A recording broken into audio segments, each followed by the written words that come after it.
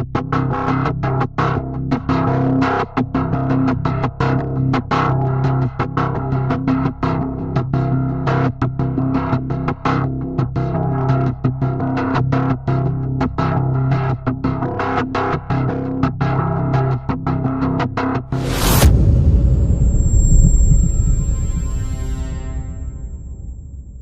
ngobrol-ngobrol apa nih?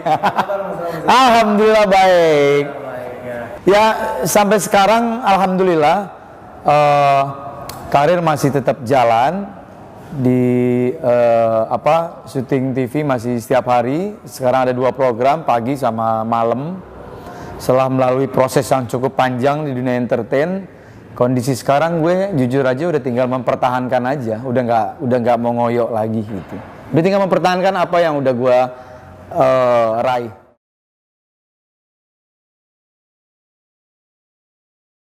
Kalau dibilang level tertinggi, gue dari dulu tipe orang yang tidak mau pernah berada di puncak banget.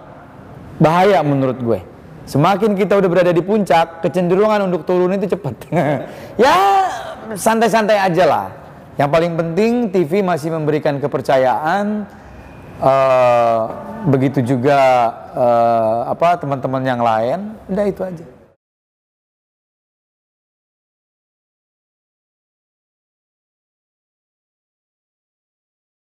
Oke, gini, gue lahir dalam kondisi yang persaingan waktu itu cukup ketat di awal tahun 2000-an, ya. Apa yang gue maksud persaingan cukup ketat? Ketika waktu itu untuk menjadi seorang public figure, untuk menjadi seorang artis, pemain sinetron, itu butuh seleksi yang cukup ketat.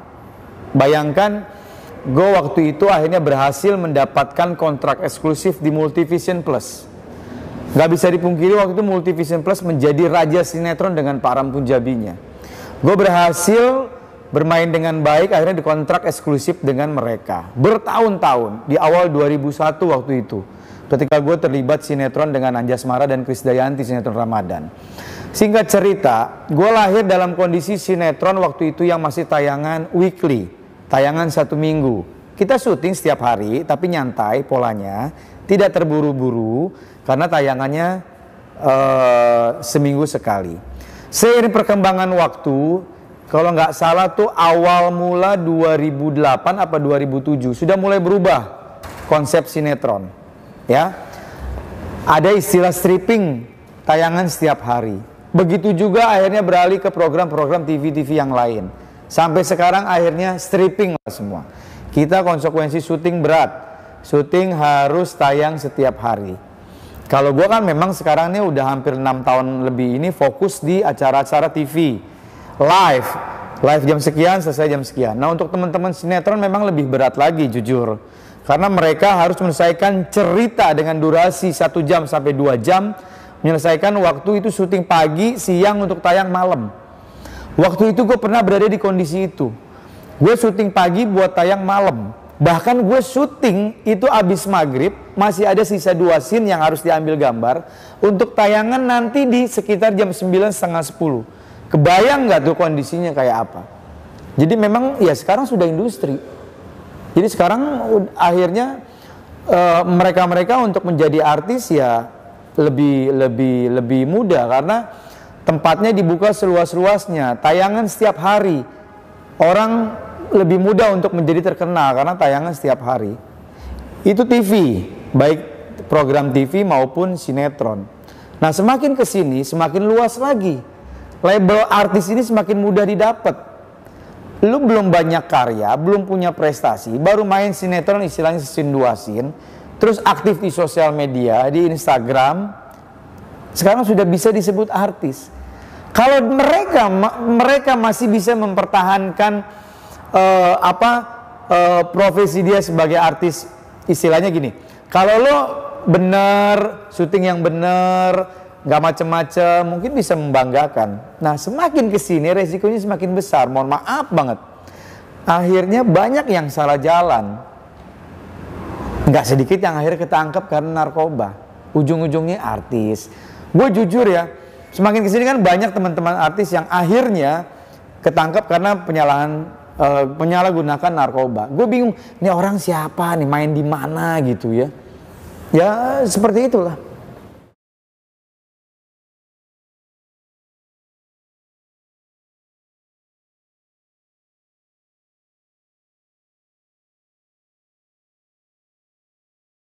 Nah jujur nggak sedikit nih teman-teman yang memang mereka akhirnya terciduk atau tertangkap oleh aparat kepolisian karena penyalahgunaan narkoba. Tidak sedikit mereka mengatakan ini buat stamina syuting. Nah sebenarnya menurut gue itu yang salah. Gue sangat tidak setuju. Jangan menjadikan narkoba atau barang haram ini sebagai komoditas vitamin dalam tanda kutip untuk membuat stamina terus nggak mudah lelah apa segala macam untuk rutinitas pekerjaan dia syuting. Itu yang menurut gue salah besar. Narkoba ya tetap narkoba. Kalau memang kita pengen hidup sehat, kita syuting lancar, kita berlomba-lomba membuat prestasi, ya harusnya tidak menggunakan narkoba itu, apalagi menjadikan alasan narkoba itu menjadi seperti kayak doping untuk bisa syuting. Karena mereka masuk ke industri. Itu yang tadi gue jelasin. Pola syutingnya itu memang sangat berat ya. Syuting harus setiap hari gitu, apalagi mereka-mereka yang terlibat di sinetron gitu.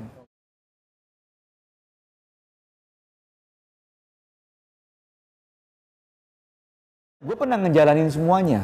Yang tadi gue cerita. Gue besar pada masa waktu itu sinetron tayangan weekly seminggu sekali. Terus gue masuk ke pola stripping. Gue tayang syuting stripping. Jam 9 harus di lokasi syuting lagi, break jam 2, jam 3, besoknya begitu lagi karena memang kita kejar tayang. Gue ngejalanin itu semua fine-fine aja. Nggak ada masalah. Nggak harus menggunakan narkoba. Jadi kalau misalnya kan banyak cara yang lain untuk meningkatkan daya tahan tubuh kita, stamina kita. Itu kan banyak cara. Jadi nggak bisa dengan mudah akhirnya lo potong jalan menganggap narkoba itu sebagai salah satu alternatif untuk menjadikan fisik lo kuat, stamina lo oke, lo mau syuting berapa lama juga oke, tidak mudah ngantuk, tidak mudah lelah. Itu salah. Narkoba ya narkoba. Vitamin yang menyehatkan ya vitamin. Itu harus dibedakan. Ini yang salah, yang sebenarnya yang gue nggak setuju gitu. Kalau lo berani ngambil resiko untuk menjadi public figure, entah itu main sinetron, film, acara-acara TV yang live, lo harus fair. Jangan jadikan narkoba itu sebagai salah satu pelengkap untuk syuting. Itu nggak fair itu. Karena akan merugikan buat dirinya. Lo kebayang nggak? Itu badan ibaratnya mesin digeber terus nggak hilang rasa lelah lo, ya kan? Ini itu hilang kan rasa lelah kan? Lo mau syuting dari pagi sampai pagi tetap melotot gitu. Tapi ujung-ujungnya kan bego. Ujung-ujungnya ntar lo ketangkep. Tak kalau udah ketangkep minta maaf, kapok, nggak janji nggak ngulangin lagi. Menyarankan buat teman-teman yang lain nggak usah menggunakan narkoba. Ya udah mendingan dari awal nggak usah gunain narkoba. Tetap narkoba. Jangan jadikan narkoba menjadi gaya hidup. Sekali lagi gue bilang, jangan jadikan narkoba menjadi gaya hidup. Narkoba ya narkoba. Udah, lo bikin prestasi aja. Lo mau jadi pemain sinetron, silahkan. Lo mau menjadi pemain film, silahkan, gak ada yang ngelarang. Lo mau jadi pembawa acara, reality show, talent show, dan lain-lain di TV, tayang setiap hari, silahkan, gak ada yang ngelarang. Justru pemerintah nih bangga akan potensi-potensi anak-anak muda seperti ini. Dia aktif. Karena apa? Dengan dia mendapatkan honor, berarti dia menjadi orang taat pajak. Dia akan bayar pajak. Jangan salah loh, artis itu pajaknya cukup gede. Penerimaan kas negara kan alhamdulillah akan cukup signifikan. Paling enggak kita sebagai pribadi ada kontribusi untuk negara. Tapi lo jangan ganggu dengan menggunakan narkoba, nggak fair.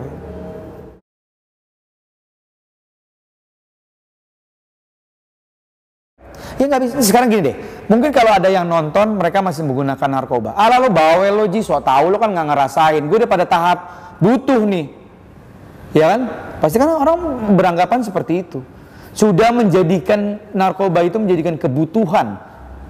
Ya kita nggak munafik juga lah ya, kita nggak membuka mata juga, bukan hanya public figure, semua elemen masyarakat, semua profesi sudah akhirnya terlibat penyalahgunaan narkoba. Bukan institusinya yang salah, tapi balik lagi ke mereka pribadi, balik lagi ke pribadi masing-masing, baik artis, pejabat negara, anggota dewan baik DPRD maupun DPR pusat, ya.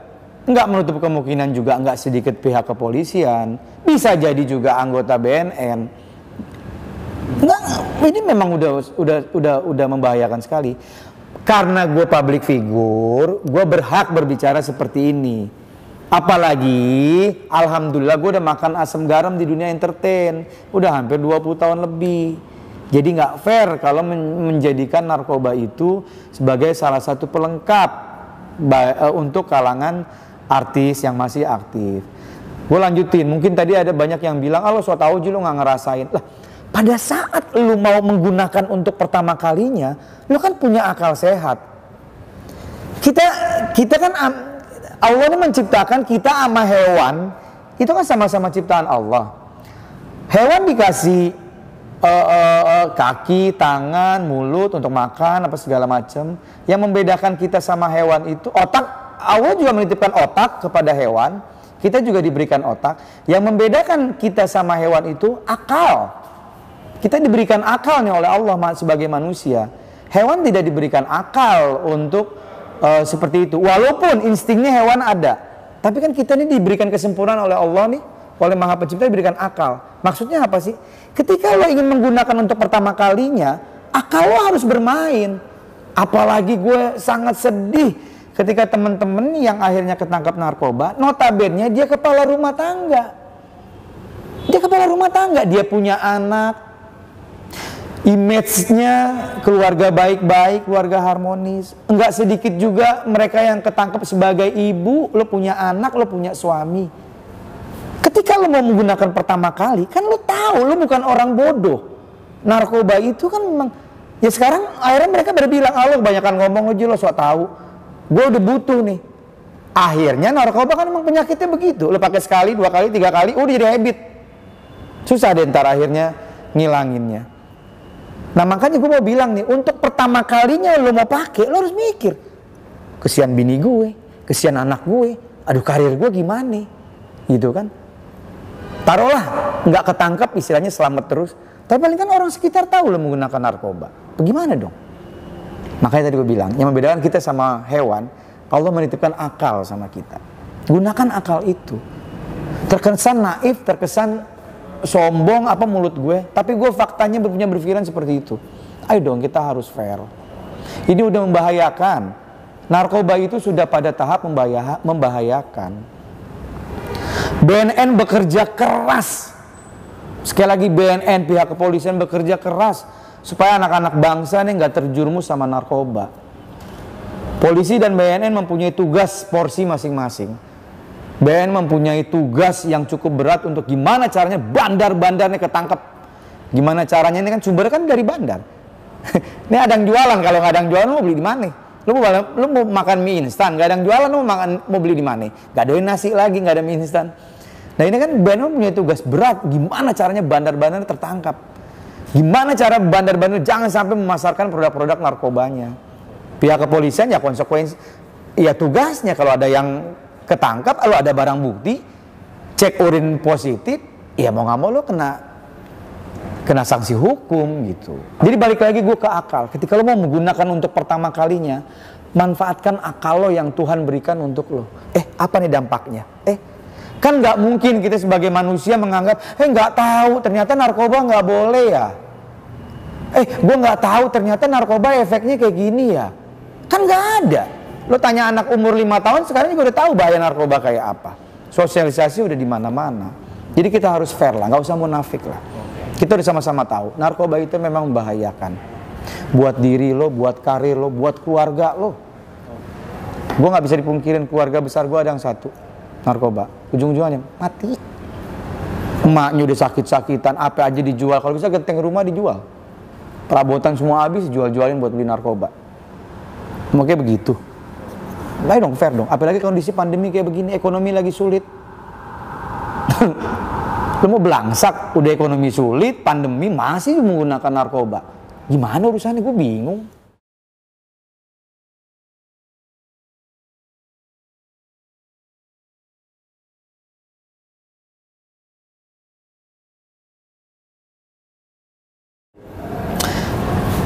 Gue berbicara lagi di kalangan public figure. Nggak sedikit teman-teman yang memang sudah tertangkap.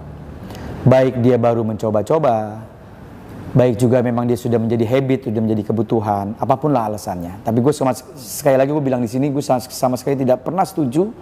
Dan jangan sampai ada teman-teman, nauzubillah min dzalik ya, ke depannya kalau yang ketangkep lagi bilang ya buat kebutuhan syuting, buat stamina, itu gue sangat tidak setuju. Itu membodohi banget gitu ya. Nah, akhirnya ketika dia menggunakan itu ya, akhirnya banyak konsekuensi yang dihadepin gitu. Setahu gue gini, jangan nunggu ditangkap dulu deh, gitu ya. Kalau nggak salah, itu gue pernah diskusi beberapa waktu yang lalu, sudah cukup lama. Kayaknya ada kebijakan BNN yang memberikan kesempatan kepada mereka-mereka yang menyalahgunakan narkoba, pengguna narkoba, bukan hanya public figure aja ya, tapi kan memang konsekuensi public figure menjadi sorotan ya, untuk datang ke BNN secara baik-baik ya. Contoh, misalnya gue narkoba, gue udah pada tahap akut lah istilahnya ya, apapun profesi gue ya, gue datang baik-baik ke BNN ya, ketemu misalnya sama si Fulan, Pak tolong saya pengguna narkoba, saya datang ke BNN, ini lembaga yang tepat untuk saya ajak diskusi, tolong bantu saya ingin sembuh. Ketika orang datang seperti itu, apakah akan kena proses hukum? Enggak, justru dirangkul sama BNN, dirangkul. Istilahnya ini kalau bahasanya, bahasa mudahnya, dielus-elus kepalanya, alhamdulillah datang ke sini ke tempat yang tepat, ayo lo mau apa? Semua identitasnya dirahasiakan. Dan wacana ini sebenarnya sudah ada untuk kalangan public figure. Balik lagi, ayo dong. Kalau memang lo mau sembuh, lo pengen, memang dahsyat ya, tekanan untuk menggunakan narkoba kan, baik dari lingkungan, wah bandar tuh masif mengerahkan semua kekuatannya untuk lo tetap menggunakan narkoba, karena ujung-ujungnya kan dia dapat duit kan. Nah lo harus lawan. Jadi gini deh, kalau tadi gue di poin pertama mengatakan ketika lu baru menggunakan pertama, ayo gunakan akal. Lu bukan orang bodoh yang lu tidak tahu narkoba itu bahaya. Tapi ketika akhirnya lu sudah menggunakan narkoba dan akhirnya sebenarnya berkecamuk dalam diri lo, gue pengen nih, tapi gue sulit nih. Gue kepengen ninggalin, tapi gue udah sulit gitu ya. Gue udah menjadi habit, udah menjadi kebiasaan nih, udah ketergantungan. Datang baik-baik ke BNN. Ini gue bicara kalangan public figure ya, karena memang profesi gue. Datang. Identitas dirahasiakan, lo masih bisa beraktivitas. Nanti kan direhab, diobatin. Ini kan sakit nih, dia lagi sakit nih. Diobatin, gimana caranya? Kalau lo punya uang, keluarganya alhamdulillah mapan, terus lo punya sikap, gue memang benar-benar sembuh, datang BNN, istilahnya nih, gue bayar deh, yang penting gue sembuh. Apalagi ini gratis, pakai lagi akal sehat. Semua udah dong, Allah tuh ngasih akal kita untuk digunakan. Siapa yang nggak tahu narkoba itu membahayakan? Udah nggak ada. Anak umur 5 tahun sekarang udah tahu narkoba itu bahaya. Jerak gitu. Gimana caranya ada efek jerak? Takut gitu. Wah takut gitu. Padahal kan itu sebenarnya harusnya tanpa ada efek jerak, kita harusnya udah sadar diri, udah paham ini memang bahaya gitu. Jadi semua BNN sudah mensosialisasikan masif dari pusat maupun ke daerah. Ya balik lagi sekarang tergantung diri kita. Poinnya yang tadi ya, Allah memberikan akal buat kita. Ketika lo baru menggunakan pertama, ini nggak bener nih, entar gue jadi belangsak hidup gue, mak bapak gue, aduh. Yang miris lagi udah mak bapak lo susah, nyari duit susah, tuh lo anak narkoba, bingung gue. Sebenarnya bukan karena faktor diri dia, memang lingkungan. Lingkungan itu cukup mempengaruhi. Lingkungan itu racun juga tuh, tapi tetap harus dari diri kita. Kalau diri kita menganggap lingkungan itu nggak benar, kita cabut, kita cari lingkungan yang baik. Itu aja. Oke teman-teman, Makasih, saya udah kasih kesempatan untuk ngobrol-ngobrol, bagi pengalaman. Kenapa sih gue bisa berbicara seperti ini? Alhamdulillah, gue tidak ada track record mengenai narkoba. Jadi gue bebas menyampaikan apa aja. Buat teman-teman yang lain, yuk bismillah. Kalau yang masih menggunakan narkoba, ayo. Semua tergantung diri kalian. Kesian orang tua, kesian suami, kesian istri, kesian anak, kesian semuanya. Kalau mau datang ke BNN, secara baik-baik, gratis. Minta di edukasi dan minta untuk direhab. Terima kasih. Wassalamualaikum warahmatullahi wabarakatuh. Udah azan, waktunya sholat. Curhat sama Allah biar dijauhi dari segala macam bahaya narkoba.